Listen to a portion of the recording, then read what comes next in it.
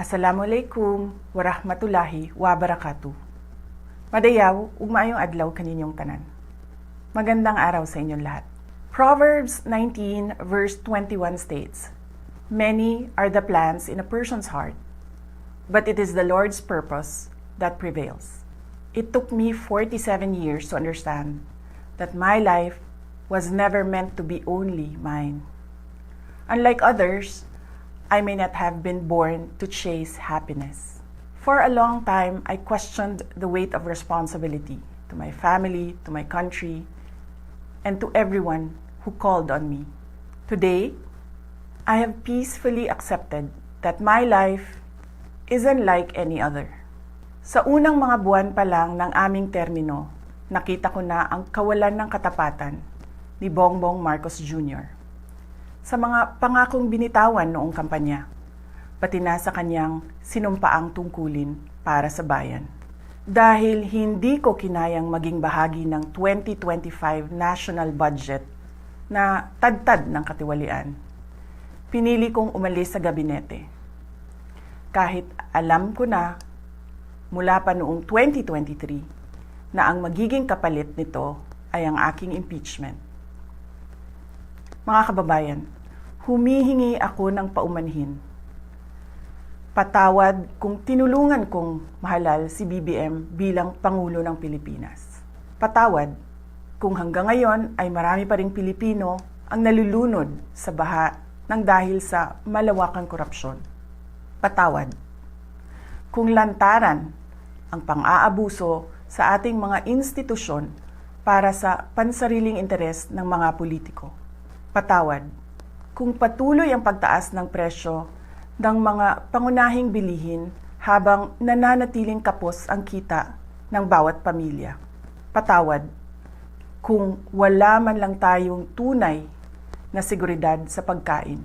Patawad kung may mga nagkakasakit at binabawian bigla ng buhay dahil sa kakulangan ng maayos at epektibong healthcare system. Patawad kung ang mga dinadaanan ninyong kalsada, tulay at proyektong pinondohan ng taong bayan ay madalas masira. Patawad kung ang krimen, iligal na droga at terorismo ay tila unti-unti nang lumalapit sa pintuan ng ating mga tahanan.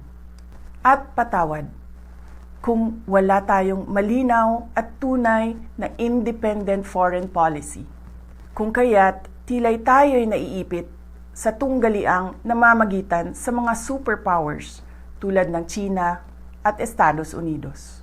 Madalas, iniiwasan ng mga politiko ang maagang paghayag ng kanilang mga plano upang hindi sila maging target ng pag-atake. Ngunit matagal nang sinira ng administrasyong ito ang pangalan ko. Matagal na akong inaatake gamit ang buong makinarya ng kapangyarihan. Mula sa mga scripted na investigasyon na ibinalot sa katagang in aid of legislation, sa pagkidnap ng aking ama, hanggang sa mga samut-saring paratang na pilit inuulit-ulit hanggang magmukhang totoo. Marahil ay matagal na rin akong hinatulan sa mata ng iilan. Hindi ako kailanman natakot sa pagsira nila ng pangalan ko. Ngunit may takot ako para sa ating mga anak. May takot ako para sa mga susunod na henerasyon.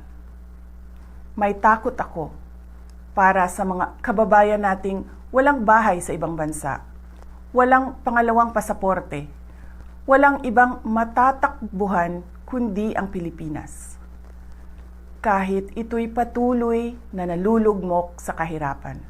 Na ako'y kahadlok nga, moabot ang adlaw nga dawato na lang nato ang kapobrehon isip kapalaran. Nga maanad na ta sa sayop, nga mawad-an na lang ta og paglaom. Ug labaw sa tanan na ako'y kahadlok nga moabot ang adlaw nga wala na tay Pilipinas nga ikahatag sa atong mga anak. I cannot kneel before each and every Filipino to beg for forgiveness. Instead, I offer my life, my strength, and my future in the service of our nation. Mga kababayan, ibalik natin ang tapang at malasakit. Para sa Diyos, para sa bayan, at para sa bawat pamilyang Pilipino. Ako si Sara Duterte, tatakbo bilang Pangulo ng Pilipinas. Syukran.